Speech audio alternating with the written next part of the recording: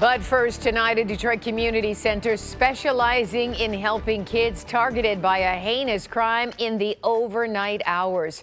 Good evening and welcome to 7 Action News at 11. I'm Carolyn Clifford.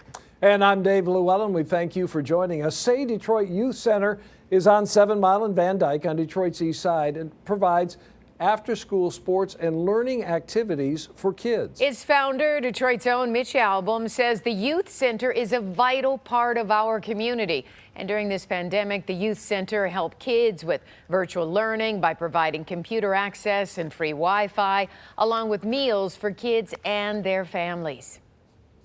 We were busier than ever this past year. Kids come in, even to this day, they come in and they spend all day there. But tonight, Say Detroit needs help after their vans were targeted and damaged. 7 Action News reporter Simon Shakett goes in depth on the case of catalytic converter thefts that are putting the center's activities on hold.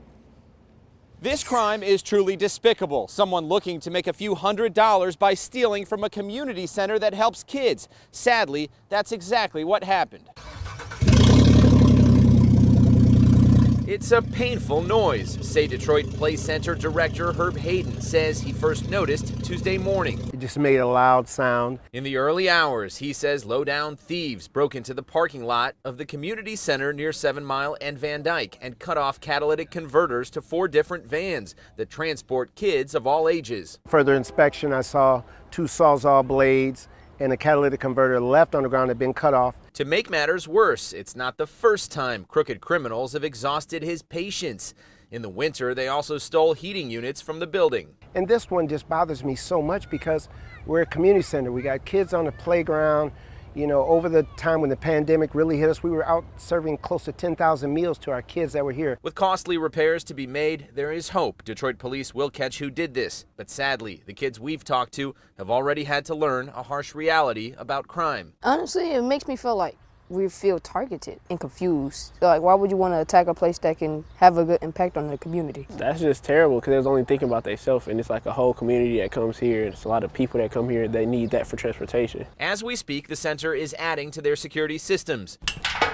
And according to recent data from the National Insurance Crime Bureau, crooks stealing catalytic converters can get several $100s per part, with a replacement cost of as much as $2,000. And other major cities like Detroit facing a high rate of these thefts include Dallas, Honolulu, Orlando, New York, and San Francisco. Required since 1975, the parts reduce toxic emissions and contain precious metals. What's it going to take to really put a stop to this happening? Prosecute them. When you catch them, prosecute them. Because right now it's a slap on the wrist because it's a nonviolent crime. With 31 years on the force, retired DPD Assistant Chief Steve Dolan says the problem dates back decades. He adds thieves are now bolder, and there must be a crackdown on whomever is buying the parts. Who are these criminals selling these catalytic converters to? Anyone that'll buy them. You know, get the metal and stuff. It's easy to unload. At this point, the investigation remains ongoing. If you have any information that could help in this case, contact Detroit Police. Simon Shakett, 7 Action News. All right, thank you so much, Simon. And for more on our in-depth story and how the Say Detroit Play Center helps children in the community, visit our website at WXYZ.com.